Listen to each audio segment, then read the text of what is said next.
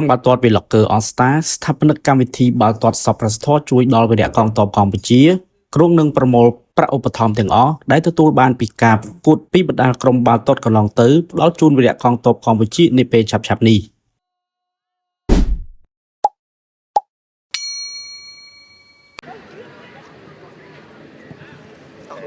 ការប្រកួតលើកទី4របស់ក្រុមបាល់ទាត់ Vlogger All Star ក្រោមមូលបត់ប្រកួតបាល់ទាត់សប្បុរសធម៌ជួយដល់វីរៈកងទ័ពកម្ពុជាទទួលបានប្រាក់ឧបត្ថម្ភចំនួន$500ពីក្រុមបាល់ទាត់ដូណាត់រីរាយនៅល្ងាចថ្ងៃទី7ខែវិច្ឆិកាឆ្នាំ2025នៅទីលានវិទ្យាល័យច្បារអំពៅ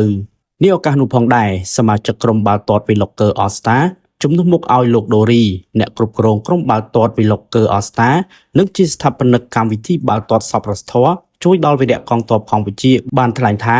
នេះគឺជាបេសកកម្មប្រកួតលើកទី4ហើយដើម្បីប្រមូលថវិកាគាំទ្រពីបណ្ដាក្រុមបាល់ទាត់ជួយដល់វីរៈកងទ័ពកម្ពុជាដែលនឹងកំពុងឈរជើងការពីបូរណភាពទឹកដី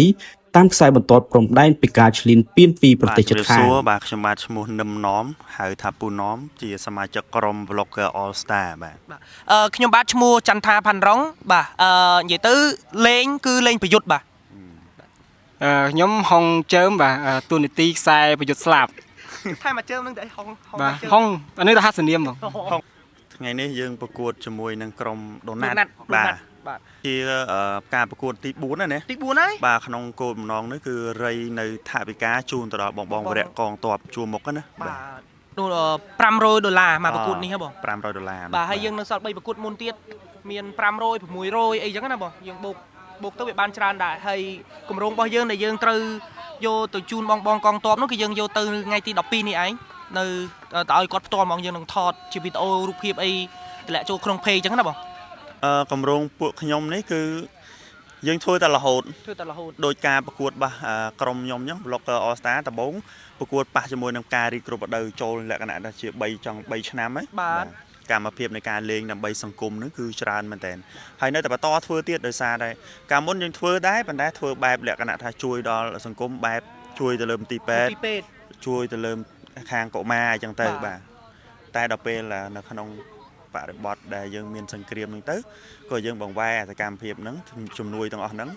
ថវិកាដែលយើងប្រមូលបានហ្នឹងយើងប្រវែរទៅលើភាពចាំបាច់នៃសង្គមយើងគឺថាយើងទៅជួយដល់ខាងបងវីរៈកងទ័ពវិញបាទសកម្មភាពនេះ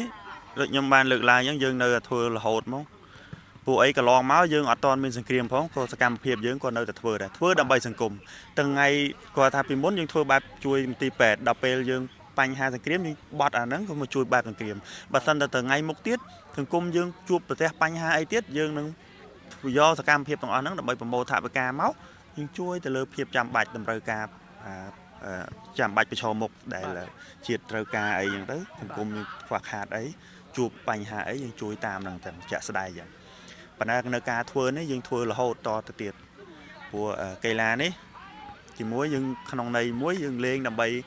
បំផុសនៅស្មារតីកីឡាដល់យុវជនកុំឲ្យគាត់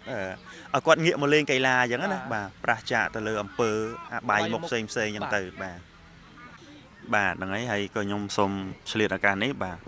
សូមលើកទឹកចិត្តទៅដល់បងប្អូនដែលគាត់លេងកីឡាទាំងអស់បាទមិនថាអ្នកល្បីឬមិនល្បីទេបើសិនណាជាគាត់